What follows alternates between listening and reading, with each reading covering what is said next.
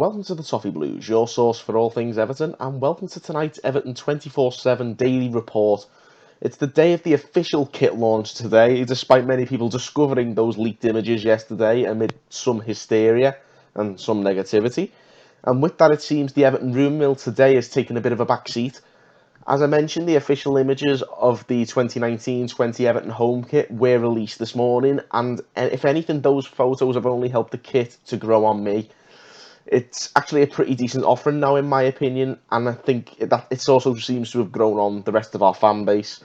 As I mentioned last night, our Twitter poll found there were mixed to negative reactions to those leaked pictures, but most of today's polls on Twitter have been far more positive in response to those official pictures, and now it's all about hopefully seeing the team in action pretty soon. Obviously, the next game we play is against the Kariobangi Sharks in Kenya, and with that, there is plenty of more stuff coming out of the official Everton channels today, more than what we used to anyway. And one of those is clips of our club ambassadors, Stephen Pienaar and Leon Osman, who are already out in Kenya ahead of our first summer friendly against the Kariobangi Sharks.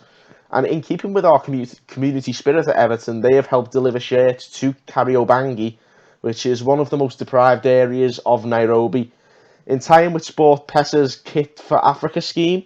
So it's great to see the club out there in Africa and still doing what it does best. But the one bit of official Everton news which has really captured our attention today is the first official press conference with Andre Gomes since his permanent signing. Gomes has had plenty of great things to say about the club in his year on loan, but today he really expressed how he's bought into the Everton ethos, and a lot more than even I first thought. In today's presser, he called his instant rapport with our fan base a love at first sight, and you can't get much better than that, let's be honest. So just in case you need any more reasons to love Andre Gomes, well, there you go. He also went on to state that the club has given him back his confidence as a player, and he believes that we can qualify for Europe next season. He even went on to say how much he would like Kurt Zouma to follow him in making his loan move permanent, saying, which I will add with a wry smile on his face, "I will leave that for Marcel. He played really well last season, and he's a fantastic player. If Everton want him, I will say buy him also. I would love him here," and I'm certainly not going to argue with that. Moving on to the whole Kurt Zouma topic, he is of course back at Chelsea ahead of their pre-season, and a decision on his future may well be a bit closer to being made now, as they have officially announced today that Frank Lampard is their new manager. We will have to wait a few more weeks to find out whether or not we'll have sealed the deal with Zouma, I'd imagine, given that Frank Lampard has stated that he will try out all of his returning loan players to see who may well be needed to bulk up their squad in the wake of this transfer embargo that they've been given. The one thing that may give us encouragement in the whole Zouma chase is that a fellow returning loanee in Zouma's position is Fikayo Tomori. Tomori played 55 games under Lampard's stewardship at Derby last season, and he really impressed in the Championship. Lampard has even singled out Tomori and his fellow ex-Derby teammate Mason Mount in his initial presser, and he said that those two are players he really wants to give a chance to in the Chelsea team this season.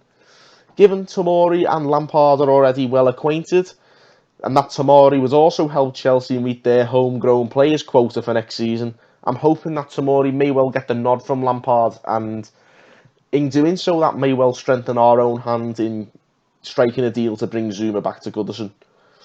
Fingers crossed that it turns out that way, and hopefully Andre Gomes will get his wish. In case it doesn't turn out that way, though, you'd imagine we've been looking for a few alternatives, and one of those could well have been Armando Izzo, who we have been linked with. There's been a few rumours over the past few weeks, but Tutto Mercato in Italy have suggested that Torino do not want to sell him at all this summer, and it is believed that they will reject all offers for their star centre-back. I think they've already rejected bids from Arsenal and Roma so far, so it may well, if we do end up getting an alternative to Zouma, it doesn't look like being Armando Izzo. Staying in Italy now, and the Moise Kean rumours just won't go away. There are endless rumours in recent days that Juventus officials have met with Mauro Icardi's agent about bringing the Inter striker to Juve. Given that will only add to their multitude of striking options, the Italian sports newspaper Tutto Sport believe that the signing of Icardi from Inter could have a knock-on effect, and that Kean could well be made available for transfer. And hopefully from our perspective, it will open the door to a potential, what they've quoted, a 26 million transfer. At that price, I think Kean would be a brilliant signing. Yes, as I've said before, he does come with a bit of a risk. We're not sure what his temperament is like, and we'd have to wait and see if we did get him, what it'd be like. But for a lad branded a wonder kid at times last season, a price of 26 million in this climate is a steal if we can pull it off. Finally, I'm going to finish with one for the romantics. After 12 years of exemplary service at Everton, Phil Jagielka has completed a return to his first club, Sheffield United, ahead of their first season back in the top flight. Their first season back in the top flight for 12 years since, funnily enough, Jagielka's last campaign before he moved to Everton. It was something I could see happening pretty much as soon as Sheffield sealed their return to the Premier League, and out of nowhere it seems it's proven to be the case. Hopefully now Jags can show Sheffield some of the longevity and the professionalism he's showed over the years at Everton, and hopefully help keep the Blades in the Premier League this season. They're quite a likeable team, and best of luck to Jags and Sheffield. All I will say is, Jags, just don't score against us, please. Well, there you go. That's your fill on what was quite a busy day for news. Hopefully that keeps up and we keep getting rumours coming in, and we can get a few signings in sooner rather than later, hopefully. Of course, let us know your opinions on any of the topics that I've discussed today in the comments below. And until tomorrow, thanks again for watching on the Toffee Blues.